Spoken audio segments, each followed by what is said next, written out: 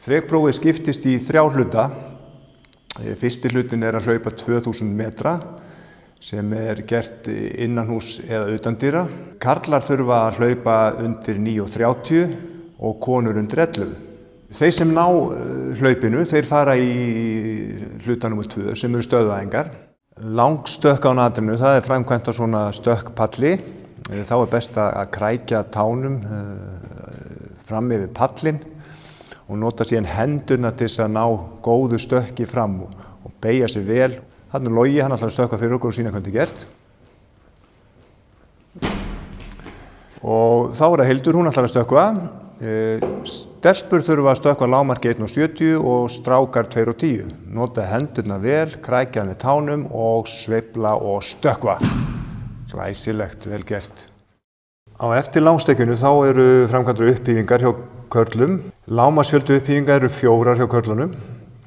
Það yfirgrip á slá og það bannað að sveifla baki eða fótum. Og það þarf að hífa sig alveg upp og haka þarf að snerta slá og svo slaka alveg úr höndum og rétt úr höndum og fara niður. Haka í slá og rétt alveg úr höndum, að lágmarki 4. Þá komið að niðurtogi hjá konum. Konur toga 70% eigin líkamsþyngd. Þá nota yfirgrip á stöngina og það nóg að haka snerti miðju stangarinnar á meðan þegar stöngin toguð niður. Og það skal rétta vel úr olnbogunum þegar stöngin þyngdin látið síga aftur tilbaka.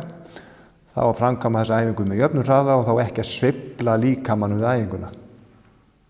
Þess ber að geta að niðurtogsvélarnar á líkamsræktarstöðvunum eru mjög misjafnar, þannig að þið þurfa aðeins að spá í það hvaða þyngd þið eru með á lóðarekkanum. Þessi vél sem við notum hérna í menntasetrinu, það búið að mæla þyngdina og hún rétt löggild, þannig að hafa það í huga þegar þið æfa ykkur. Þá komið að hraðaprófinu eða átturhlaupinu. Próftakið hann byrjaði að fara niður á hnén og setur fingur á ráslínu. Það hlaupið í áttur eins og nafnið gefur til kynna, 13 metrar og 40 cm á milli keilnanna. Það hlaupnir 2 hringir og enda síðan á endaspretti. Það bannað að snerta keilur eða fella og hann má ekki snerta gólfið. Tilbúin. Byrja!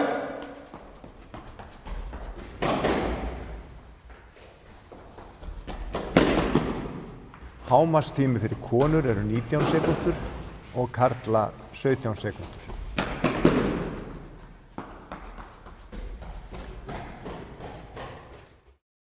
Þá komið að síðustu stöðvæfingunni sem bekkpressa. Próftakið tekur sjálfur stöngina af bekknum.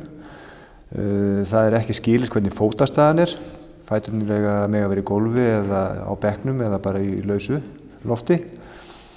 Það þarf að láta stöngina síga alveg að brjósti og rétta alveg úr. Síga alveg að brjósti og rétta alveg úr höndunum.